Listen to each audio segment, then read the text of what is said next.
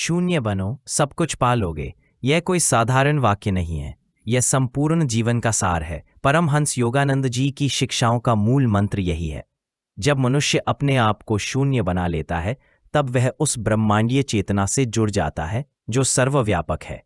शून्य का अर्थ है खाली होना, अपने अहंकार से खाली होना, अपने स्वार्थ से खाली होना, अपने इच्छाओं और अपेक्षाओं से खाली होना।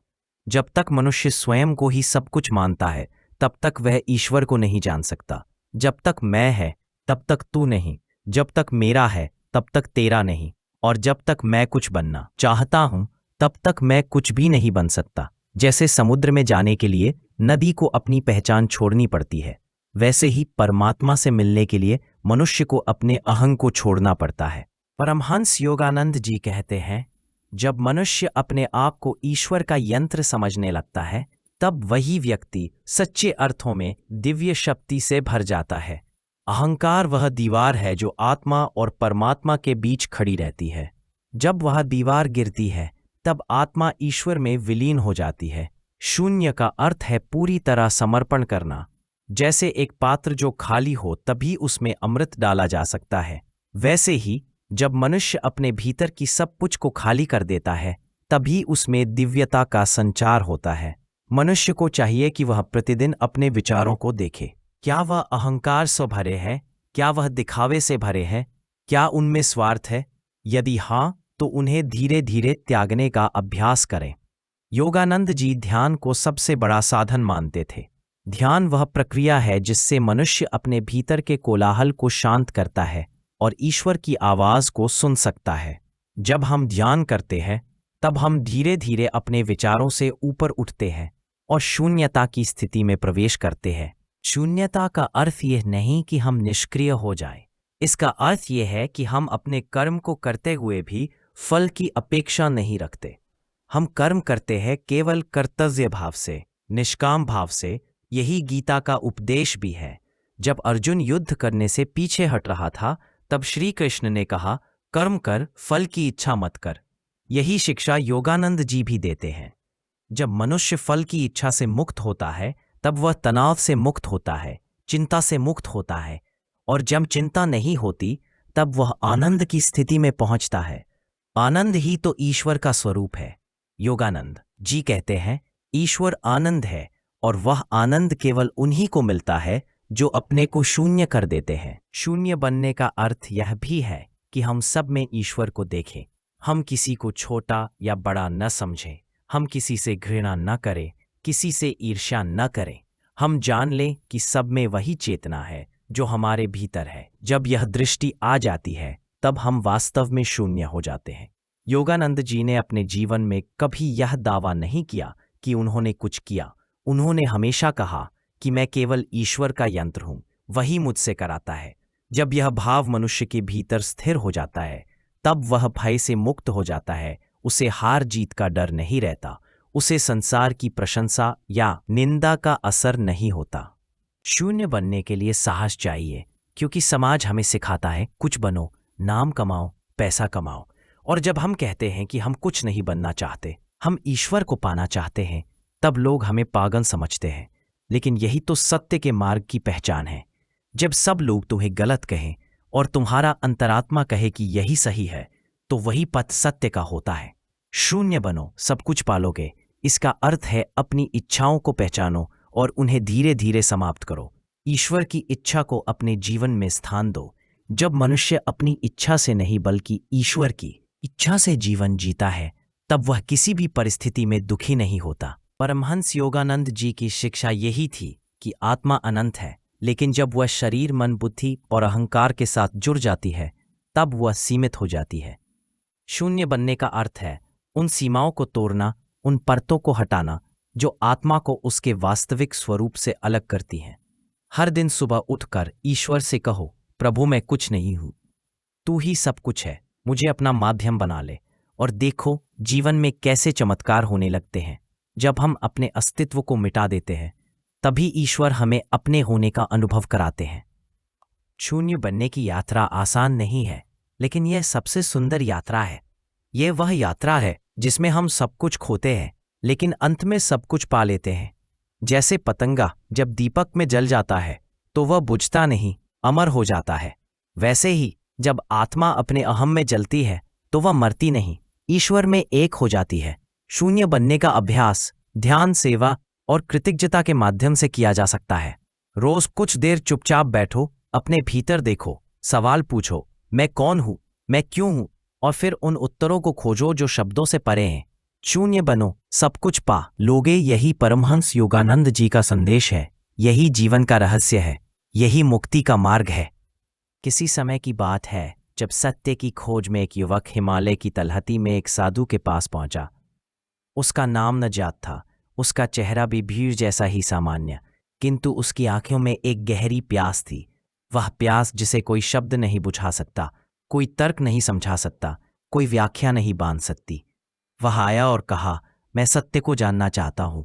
साधु ने उसे देखा, मुस्कराया नहीं, कुछ कहा नहीं, बस उसे एक कुटिया की ओर इशारा कर दिया जहां भीतर अग्नि जल रही थी और बाहर बर्फ गिर रही थी। युवक भीतर गया, दरवाजा बंद हुआ और एक नया जीवन आरंभ हुआ। उसे वहां न कोई ग्रंथ मिला, न कोई प्रवचन, केवल मौन, एक गहन मौन जिसमें वह घंटों बैठा रहा। दिन बीते, रातें बीती, विचार शोर मचाते रहे, भावनाएं आंधियां बनी, शरीर थकता गया, मन हारता गया, किंतु भीतर कहीं एक बात टिक गई, शून्य हो जाओ। यही साधु की एकमात्र शिक्षा थी। न कोई पद्धति, न कोई विधि, केवल यही, शून्य हो जाओ। युवक नहीं समझ पाया, पर उसी असमझ में वह बैठता रहा। हर दिन खुद से एक परत उतारता गया, कभी अहंकार की, कभी स्मृतियों की, कभी अपेक्षाओं की।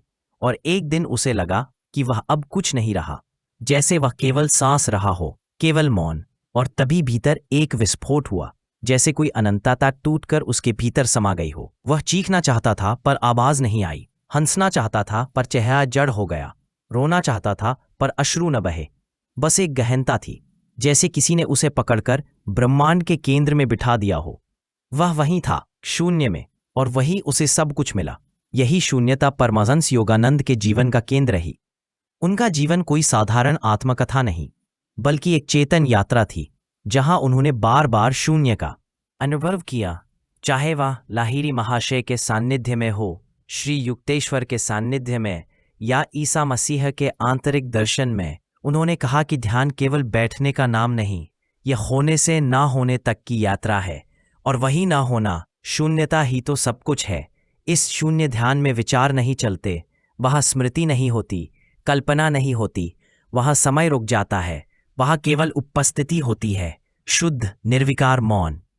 जैसे गंगा की धारा हिमालय से निकलकर सब कुछ छोड़ देती है, मिट्टी, कंकड़, वृक्ष और समुद्र से मिलने से पहले एकदम शुद्ध जल रह जाती है, वैसे ही ध्यान में साधक जब सब कुछ छोड़ देता है, शरीर की पहचान, मन की गति, आत्मा की वासना, तभी वह शून्य होता है, और वही शून्यता उसे परमात्मा बना देती है। योगानंद कहते हैं कि जब तुम ध्यान में अपने विचारों से लड़ना बंद कर देते हो और उन्हें स्वीकार कर मौन हो जाते हो, तो वही मौन धीरे धीरे तुम्हें शून्य में प्रवेश देता है। शून्य एक डरावना शब्द प्रतीत होता है, क्योंकि हम हमेशा कुछ बनने की लालसा रखते हैं, लेकिन शून्य बनना ही तो आत्मा की अंतिम आकांक्षा है। और वहां पहुंचकर साधक जान जाता है कि वह कभी अस्तित्व से बाहर नहीं था, वह सदा वही था, एक चेतन केंद्र, बिना नाम, बिना रूप, बस एक दिव्यता। जैसे परमेश्वर स्वयं। परमहंस योगानंद के अनुसार क्रिया योग एक माध्यम है जो साधक को शून्यता की ओर ले जाता है। ये सांसों का नियंत्रण नहीं, बल्कि आत्मा का विज्ञान है। जब साधक प्राण को नियंत्रण में लाता है, तब वह विचारों की लहरों को शांत करता है, और जब ये लहरें रुक जाती हैं, तभी शून्यता प्रकट होती है, और उस शून्यता में वह सत्य प्रकट होता है जो ग्रंथों में नहीं, प्रवचनों में नहीं, केवल मौन में मिलता है। योगानंद के जीवन में कई बार शून्यता के अनुभव हुए, जैसे जब वे हिमालय में ध्यानरत हुए और उनका शरीर तिरोहित हो गया, केवल प्रकाश बचा। एक बार उन्होंने अनुभव किया कि वे स्वयं सृष्टि है, पर्वत, नदियां, आकाश, सब कुछ वे स्वयं है, और फिर वे कुछ भी नहीं है। यह विरोधाभास ही तो शून्यता है। एक दिन एक शिष्य ने पूछा, गुरुदेव, आप ध्यान में क्या देखते हैं?